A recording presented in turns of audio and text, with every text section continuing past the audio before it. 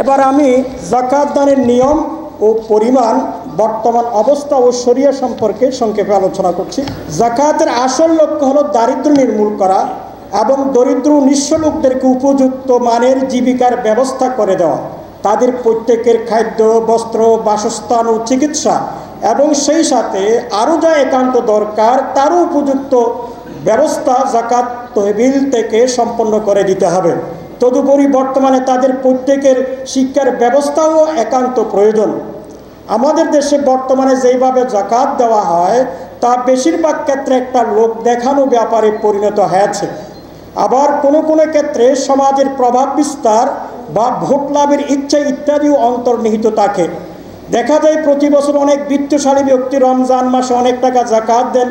সাধারণত তারা এই টাকাগুলো থেকে কিছু টাকা নির্দিষ্ট দিনে গরিব নারী পুরুষদের মধ্যে নগদ 500 থেকে 1000 টাকা করে বিলিয়ে দেন। বাকি 2-1টা করে শাড়ি বা লুঙ্গি আকারে বিতরণ করেন অথবা এলাকার মাদ্রাসার লিল্লা বোর্ডিং বা এতিমখানাতে প্রদান করেন। এইভাবে প্রদত্ত যাকাত দ্বারা যাকাতের প্রকৃত উদ্দেশ্য পূর্ণ হবে না। তদুপরি এটা যাকাতের দর্শনেরও পরিপন্থী। এভাবে যাকাত দেওয়া হলে কোনো দিনও দারিদ্র নির্মূল হবে না তো বটেই, বরং দারিদ্রকে জিয়ে রাখা হবে, দারিদ্রের চাষ করা হবে। দরিদ্র অভাবীদেরকে কী পরিমাণ সম্পদ দিতে হবে, এই ক্ষেত্রে দরিদ্র নিঃস্ব লোকদের অবস্থা ভেদে 2টি নিয়ম অনুসরণ করা যেতে পারে। 1, শ্রম উপার্জন করতে সক্ষম এই ধরনের দরিদ্র অভাবী লোক যাদের শ্রম উপার্জন তাদের প্রয়োজন পূরণও যথেষ্ট হতে পারে, যেমন শিল্পকর্মে অভিজ্ঞ ব্যবসায়ী ও কৃষিজীবী, তাদের হয়তো শিল্পকর্মের জন্য প্রয়োজনীয় যন্ত্রপাতি বা মূলধন অথবা জমি কিংবা বীজ বা কৃষি যন্ত্রপাতির অভাব পড়েছে। এইরূপ অবস্থায় তাদেরকে যাকাত তহবিল থেকে এমন পরিমাণ দেওয়া উচিত যা পেয়ে তারা তাদের জীবনব্যাপী প্রয়োজন যথেষ্ট মাত্রায় পূরণের ব্যবস্থা করে নিতে পারে। দ্বিতীয়বার তারা কখনো যাকাতের মুখাপেক্ষী হবে না।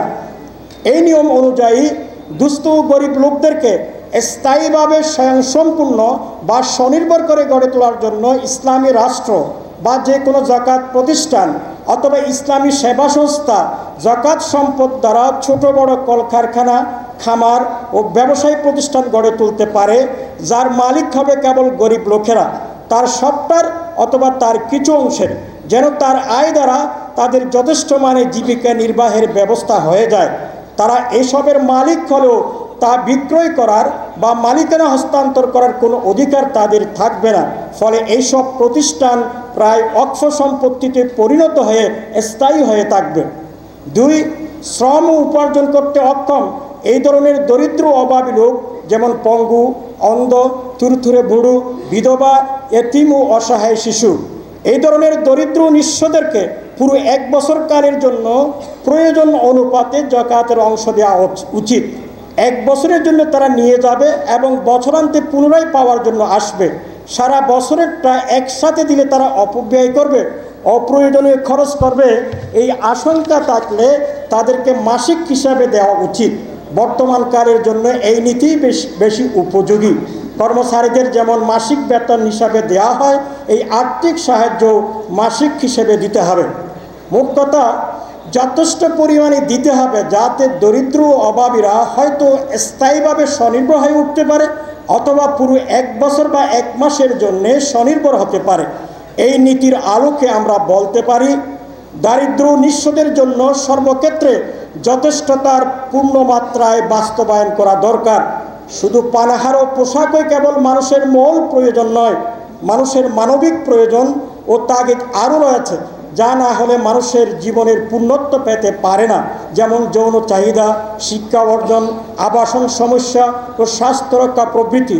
অতএব এইগুলো পূর্ণমাত্রায় যথেষ্ট পরিমাণ দানের অন্তর্ভুক্ত। এই কারণে দরিদ্র ও নিঃস্ব লোকদের বিয়ের প্রয়োজন হলে যাকাত সম্পদ থেকে তাদের বিয়ে করিয়ে দিতে হবে, জ্ঞানের প্রয়োজন হলে জ্ঞান অর্জনের ব্যবস্থা করে দিতে হবে এবং চিকিৎসার প্রয়োজন হলে চিকিৎসার ব্যবস্থা করে দিতে হবে। কেউ গৃহহীন হলে তাকে ঘর তৈরি করে দিতে হবে।